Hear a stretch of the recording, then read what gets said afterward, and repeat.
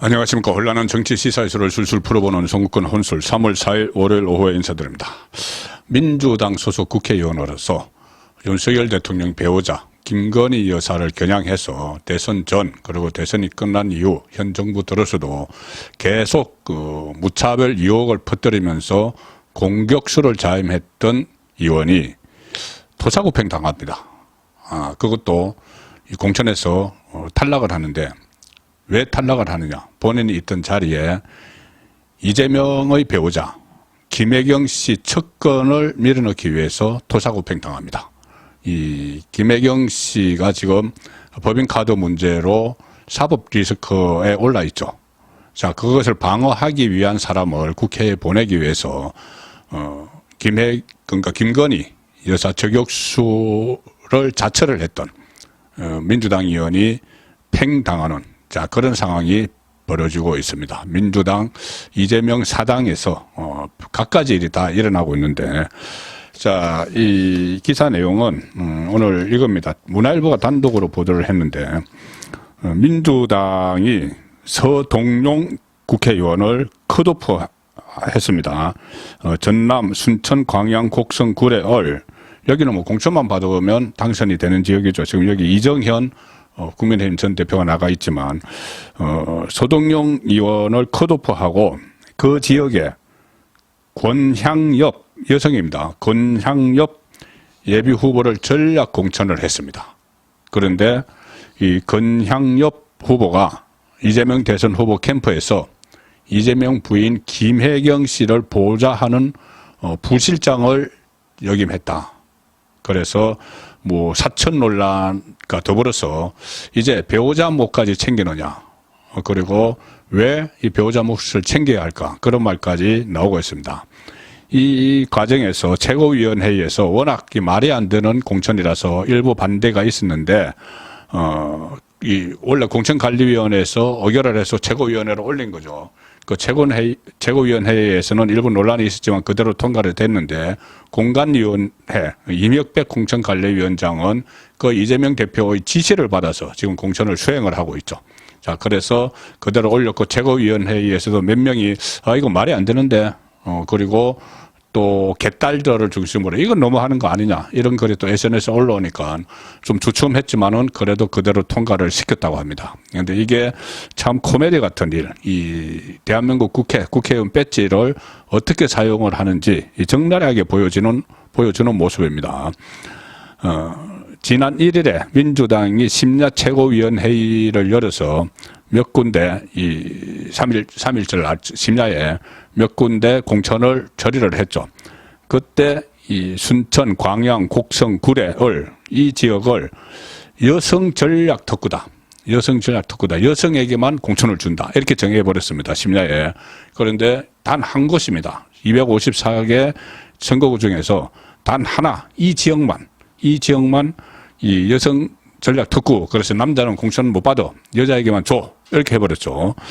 이 지정을 해서 여성인 권향엽 예비 후보를 단수 공천을 했는데 이게 최종 의결이 됐습니다.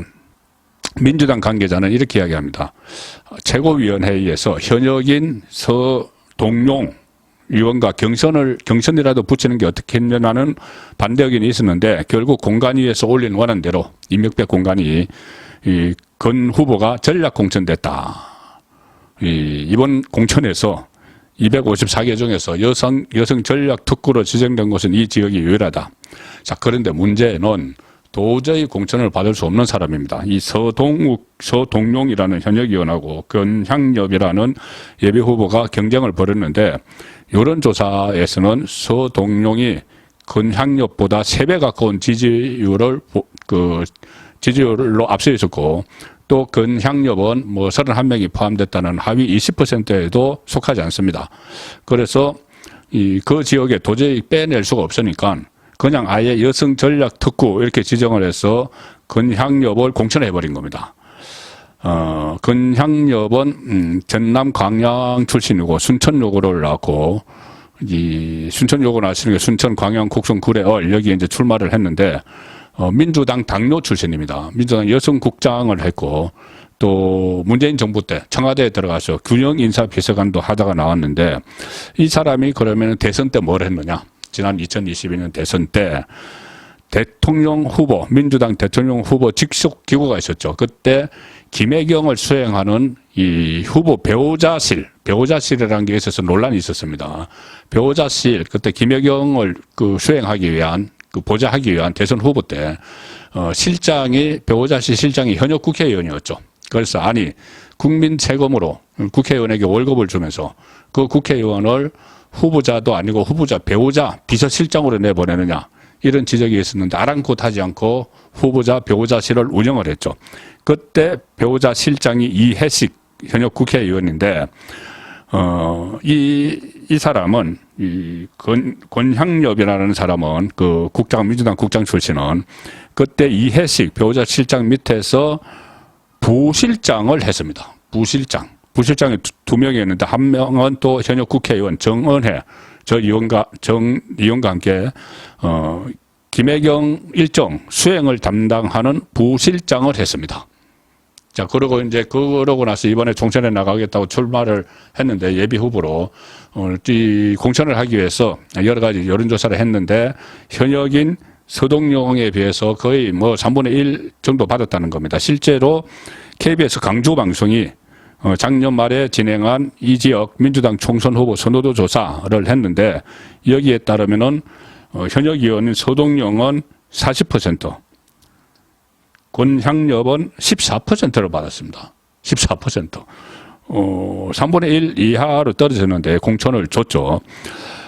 이렇게 되니까 서동용이 뭐라고 하냐면은 국회 소통관에서 기자회견을 갖고 이 여성 전략 토크 지정에 반발해서 재고를 요청을 했는데,